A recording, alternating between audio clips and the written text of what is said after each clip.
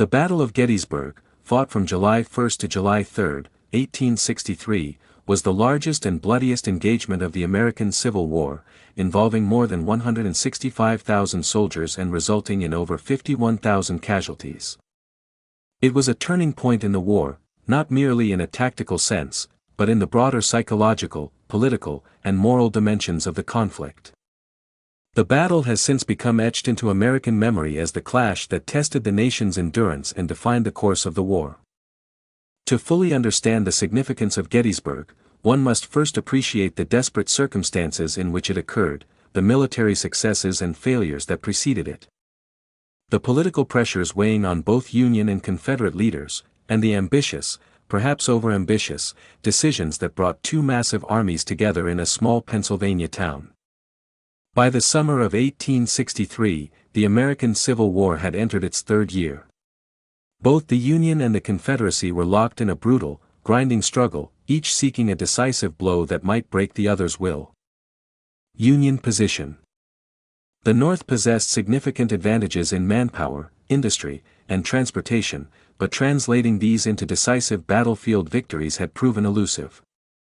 President Abraham Lincoln was under immense political pressure, the war's cost in lives was staggering, and anti-war sentiment, particularly among the Copperhead Democrats in the North, was rising. While Union forces had seen successes in the Western theater under generals like Ulysses S. Grant, the Eastern Theater, and especially the Army of the Potomac, had struggled against the formidable Confederate Army of Northern Virginia under General Robert E. Lee. Confederate position. For the Confederacy, the war had always been a race against time. Without the North tiring of the war or foreign nations, notably Britain or France, recognizing and supporting their cause, ultimate victory seemed unlikely. Lee's victories in the Eastern Theater, including the stunning triumph at Chancellorsville in May 1863, had bolstered Southern morale. Lee's army had repeatedly outmaneuvered and outfought larger Union forces, and his reputation as a brilliant commander was unmatched. Still, the South's resources were dwindling, and the strategic need for a bold offensive action was growing urgent. After Chancellorsville, Lee faced a choice: remain on the defensive and risk the gradual erosion of his army by siege and attrition, or take the war to the North in hopes of delivering a blow so devastating that Northern public opinion would demand peace. Lee chose the latter, an invasion of the North. His goals were multifaceted.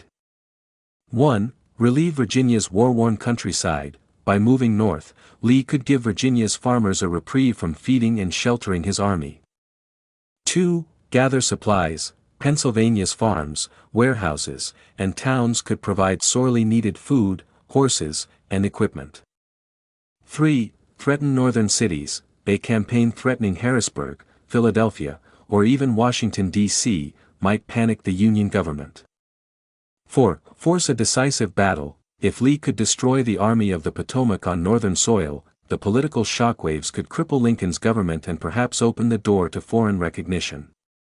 In the Union camp, leadership woes continued. Major General Joseph Hooker, who had commanded the Army of the Potomac since January 1863, had been thoroughly defeated at Chancellorsville. Though Hooker tried to reorganize his army, his relationship with Washington deteriorated. He clashed with Lincoln and General-in-Chief Henry Halleck, and when his request to abandon the defense of Harper's Ferry was denied in late June, he offered his resignation. Lincoln, tired of the constant friction, accepted it. On June 28, 1863, just days before the two armies would collide, Lincoln appointed Major General George Gordon Meade as the new commander of the Army of the Potomac. Meade, a competent but cautious officer, had only 3 days to grasp the situation, assess his forces, and decide how to respond to Lee's invasion. By late June, Lee's army was deep in Pennsylvania. His 3 corps, under James Longstreet, Richard S. Ewell, and P. Hill, spread out to gather supplies and probe northern defenses. Lee's cavalry, led by J.E.B. Stuart, was largely absent, conducting a wide-ranging ride around the Union army that left Lee blind to Meade's exact position, a serious disadvantage. Meanwhile, Meade moved his army north through Maryland, aiming to protect Washington and Baltimore while seeking the Confederate main body. Skirmishes flared as advance elements encountered one another, but neither side yet knew where the decisive clash would occur. The choice of Gettysburg as the battlefield was largely accidental. The town was a modest crossroads community in southern Pennsylvania, with roads radiating in multiple directions, ideal for troop movements. On June 30th, elements of both armies converged there, not because either Lee or Meade had chosen it as the perfect ground, but because their scouting forces happened to meet there while searching for supplies and enemy positions. Union cavalry under Brigadier General John Buford reached Gettysburg first, recognizing the defensive potential of the ridges west and south of the town. Buford understood that holding these positions until Union infantry arrived could decide the battle's opening phase. At the same time, Confederate forces under Major General Henry Haight advanced toward Gettysburg in search of supplies, specifically shoes, unaware that Union cavalry blocked their path. The stage was set. In less than 24 hours, the quiet crossroads town would be transformed into the epicenter of the most famous battle of the Civil War. On the morning of July 1, 1863, the town of Gettysburg woke to a humid summer day. Farmers went about their work, merchants opened their shops, and few suspected that within hours their quiet streets would be filled with smoke, gunfire, and blood. Brigadier General John Buford, commanding 2 brigades of Union cavalry, had reached Gettysburg the previous afternoon. His mission was reconnaissance, to determine Confederate movements and delay them if necessary until Union infantry could arrive. As a veteran officer, Buford immediately recognized the terrain's value. Seminary Ridge west of town provided a natural defensive line. Cemetery Hill, just south of town, was even stronger, the high ground where multiple roads converged. Buford's plan was to fight a delaying action on the ridges west of Gettysburg, holding until the Army of the Potomac's infantry could come up from the south. He knew it would be a dangerous gamble. Cavalry carbines could slow infantry but not stop them indefinitely. To the west, Major General Henry Haight of A.P. Hill's 3rd Corps had orders to move into Gettysburg to get shoes and gather other supplies. In truth, this was more of a reconnaissance in force. Haight likely knew there was a chance of encountering enemy troops. Around 7:30 a.m., Haight's lead brigades under Brigadier General James J. Archer and Brigadier General Joseph R. Davis began their march along the Chambersburg Pike toward Gettysburg. Lee's cavalry under J.E.B. Stuart, normally responsible for screening the army, was still absent, leaving Haight blind to the scale of the Union force ahead. Buford had positioned his men on McPherson's Ridge, a mile west of town. His troopers, armed with breech-loading carbines, could fire more rapidly than muzzle-loading infantry rifles, giving them an initial advantage. But Buford's aim wasn't to win outright, it was to buy time. The fighting began around 7:30 a.m. as Confederate skirmishers pushed against Union pickets. Buford's cavalry dismounted and fought as infantry, using the fences, trees, and ridges for cover.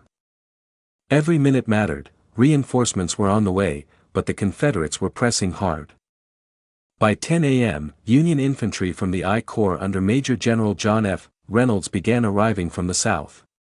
Reynolds, a respected commander, quickly assessed the situation and committed his troops to support Buford's hard-pressed cavalry.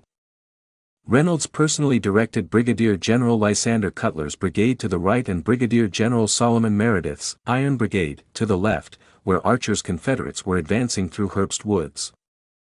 The Iron Brigade, known for their distinctive black hardy hats, counterattacked fiercely, driving Archer's men back and capturing the general himself, the first Confederate general officer taken prisoner during the campaign. But tragedy struck quickly. While directing troops near McPherson's Woods, Reynolds was struck in the neck by a Confederate bullet and killed instantly. His loss was a severe blow to Union morale, though his aggressive leadership in those early hours had already set the tone for the Union defense. Through the late morning, the battle intensified. On the Union right, Cutler's brigade initially held against Davis's Mississippians and North Carolinians, but was eventually flanked and forced back toward Seminary Ridge. By early afternoon, Confederate reinforcements from Ewell's 2nd Corps were arriving from the north, threatening to envelop the Union position. The 11 Corps under Major General Oliver O. Howard took up positions north of town, but their deployment was rushed and vulnerable. Around 2:30 p.m., the pressure became unbearable. Confederates under Major General Robert E. Rhodes and Major General Jubal Early launched coordinated assaults on the Union right, smashing the 11 Corps and sending them fleeing through the streets of Gettysburg. By late afternoon, the Union line west and north of town had collapsed. Thousands of blue-clad soldiers streamed through Gettysburg, many under fire, until they reached Cemetery Hill south of town. This commanding position had been identified by Howard earlier as a fallback line, and Union forces quickly entrenched there. The Confederates, victorious on the first day, had the opportunity to press their advantage and attempt to seize Cemetery Hill before the Union could fully consolidate. But General Ewell, commanding in place of the late Stonewall Jackson, hesitated. Lee's orders had been to take the hill, if practicable, and Ewell judged, perhaps too conservatively, that his exhausted troops could not mount an effective assault. That decision would prove pivotal. The first day of Gettysburg ended with the Confederates holding the town and much of the surrounding high ground, but not Cemetery Hill, Culp's Hill, or Little Round Top to the south, which would become critical in the days to come. Casualties had already been staggering. Union, 9,000 killed, wounded, or missing. Confederate, 6,000 killed, wounded, or missing. While Lee had won a tactical victory, the Union's hold on the southern high ground gave them a strong defensive position. The stage was now set for one of the most desperate defensive battles in American history. By the dawn of July 2, the Union Army under Major General George G. Meade had fully concentrated at Gettysburg. The troops occupied a defensive line roughly shaped like a fishhook. Hook's Curve, anchored on Culp's Hill to the northeast, looping south along Cemetery Hill and Cemetery Ridge. Shank of the Hook, running south down Cemetery Ridge toward the rocky hill known as Little Round Top. End of the Hook, Big Round Top, a heavily wooded height just beyond Little Round Top. This formation allowed for strong interior lines, meaning the Union could shift troops quickly to threatened points. Meade's position, however, was not perfect. His left flank at Little Round Top was unoccupied at dawn, and much of his line faced open fields vulnerable to artillery. 2. Lee's plan for the day. Lee's objective on July 2 was to smash the Union flanks. Believing the Union left to be vulnerable, he ordered Lieutenant General James Longstreet to attack there with his 1st Corps, rolling up Meade's line from south to north. Meanwhile, Lieutenant General Richard Ewell was to demonstrate against the Union right at Culp's Hill, escalating into a full assault if conditions were favorable. But coordination issues plagued the plan from the start. Longstreet, skeptical of the attack and preferring a defensive strategy, delayed his movement until mid-afternoon. This delay gave the Union valuable time to strengthen their positions, though not enough to seal all the gaps. Longstreet's corps, including divisions under Major General John Bell Hood and Major General Lafayette McLaws, had to make a long, concealed march to reach their attack positions. Poor reconnaissance led to unexpected detours, and by the time they were ready, it was nearly 4 p.m. Meade's left, under Major General Daniel Sickles and the 3 Corps, was supposed to hold a position along Cemetery Ridge.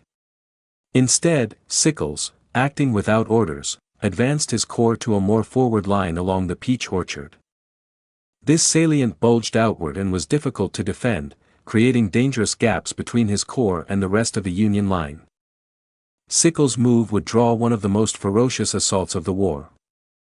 Hood's division struck first, aiming for Devil's Den, a rocky outcrop at the base of the Round Tops. Fierce, close-quarters fighting erupted among the boulders. Despite determined resistance from Union sharpshooters and the 4th Maine Infantry, Devil's Den fell to Hood's Texans and Alabamians.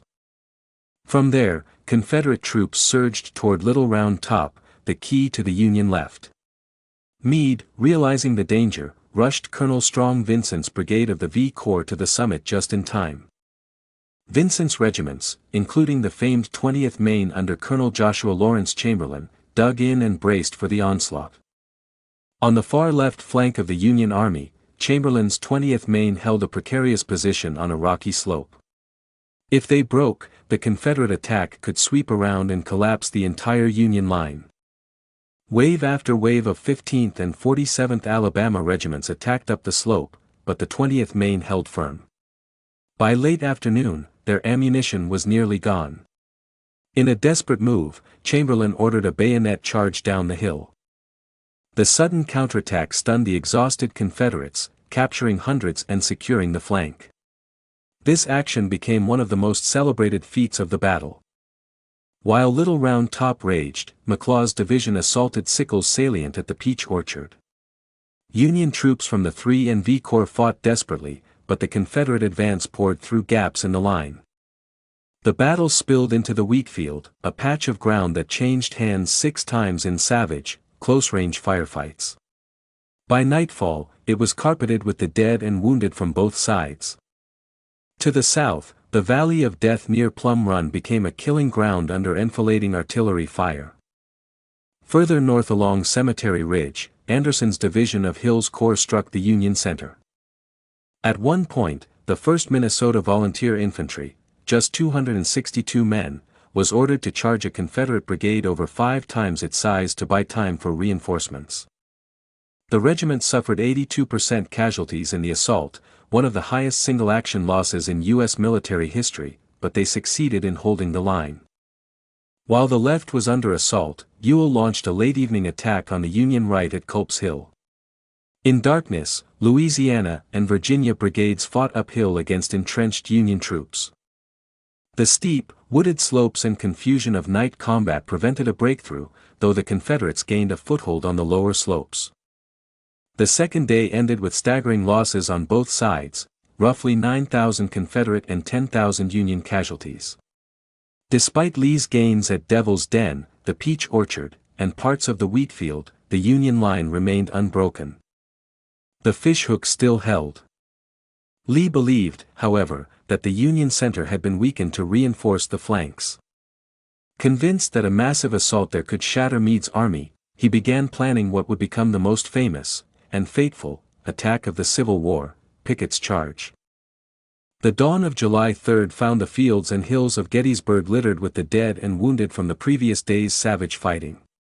Both armies were exhausted. Yet General Robert E. Lee was not prepared to withdraw.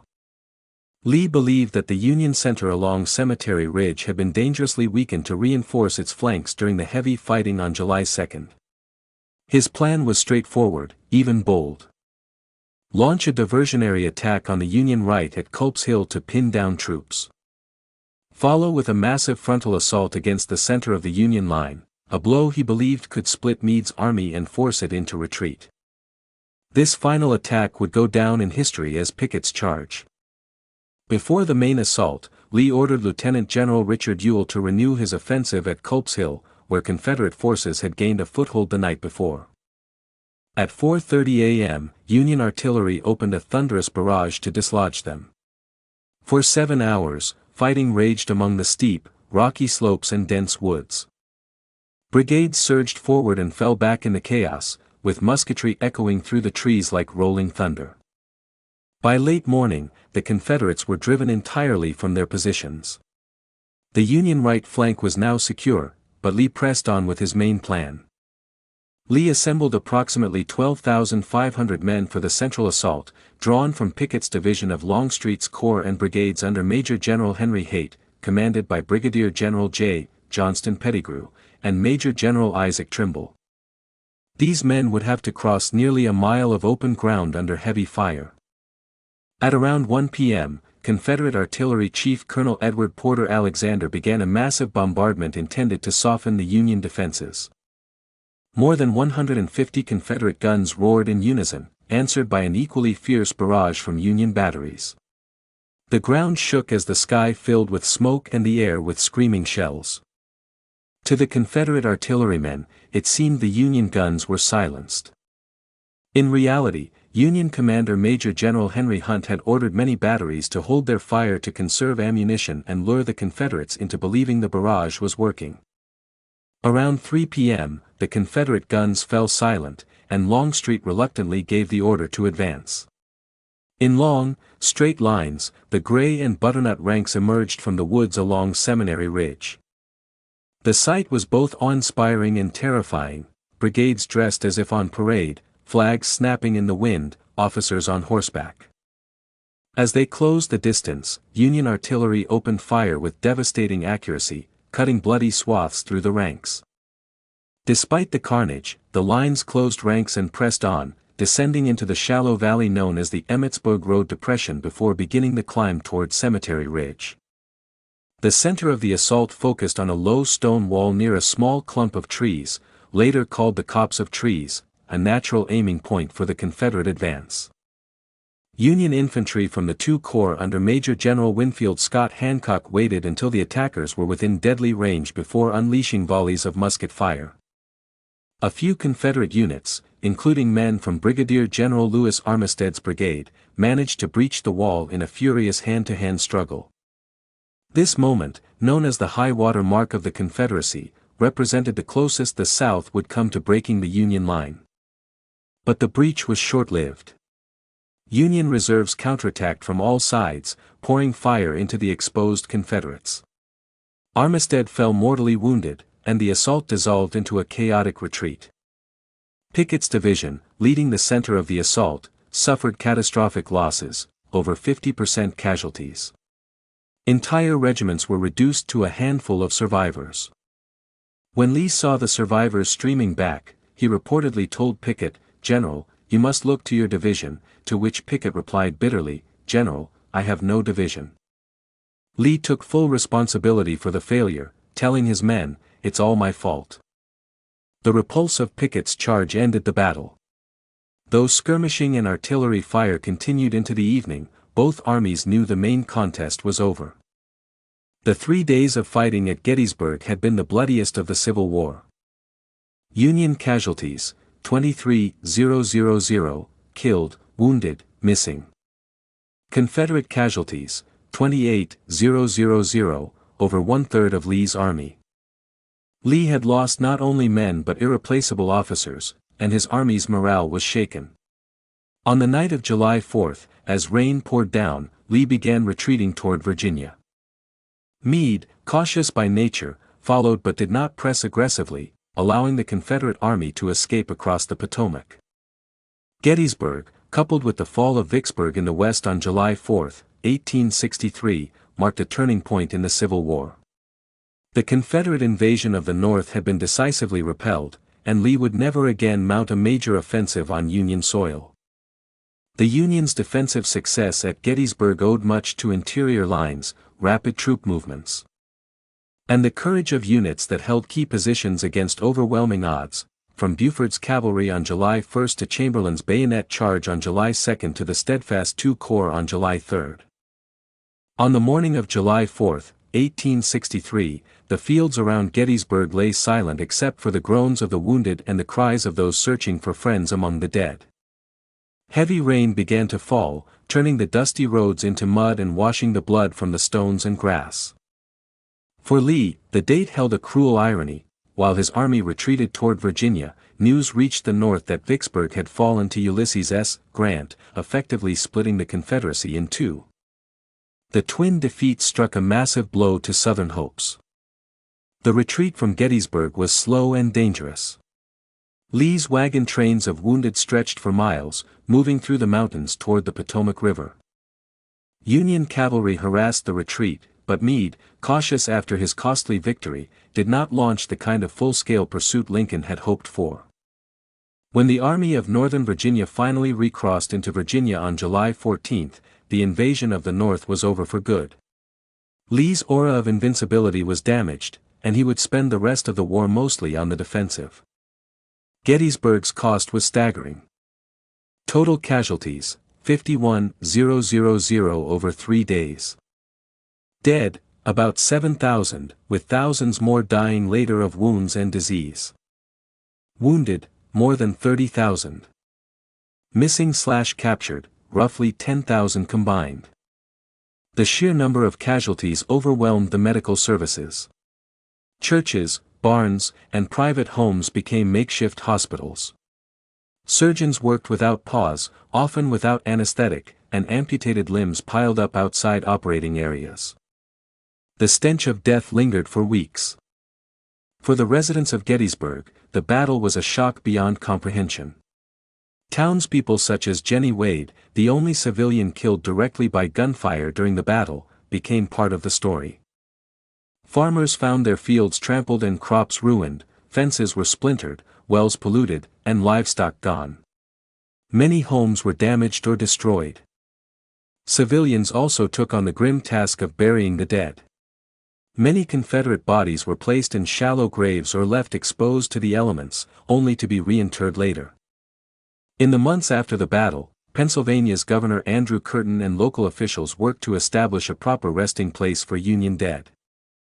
Land on Cemetery Hill was purchased for a soldiers' national cemetery, and reburials began in the fall of 1863.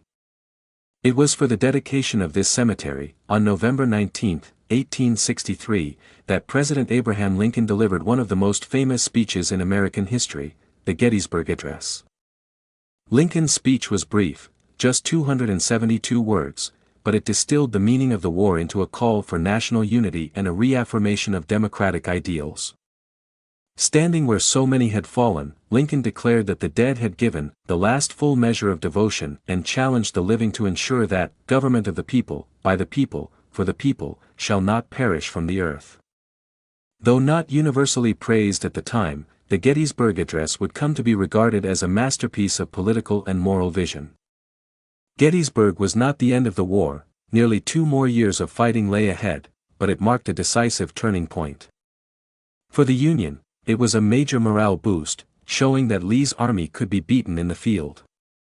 For the Confederacy, it was a psychological and strategic blow. Lee had gambled everything on his northern invasion, and the loss limited his ability to take the offensive again. The Union's combination of defensive strength, interior lines, and rapid reinforcement proved a model for later battles. In the decades after the war, Gettysburg became a symbol of sacrifice and national reconciliation. Veterans' reunions were held on the fields where they had once fought, monuments to regiments and commanders sprang up across the landscape. At the same time, myths grew, particularly the "lost cause" narrative in the South, which romanticized the Confederate effort and sometimes downplayed the central role of slavery in the conflict. In the North, Gettysburg was often framed as the place where the tide was turned toward ultimate Union victory. Today, Gettysburg National Military Park preserves much of the ground where the battle was fought. Visitors can walk the ridges and fields, trace the lines of advance and defense, and see the monuments that mark where regiments stood and fell. The preservation of Gettysburg reflects a broader American commitment to remembering the Civil War as both a military and moral struggle. The Battle of Gettysburg was more than a clash of armies, it was a test of national endurance and will.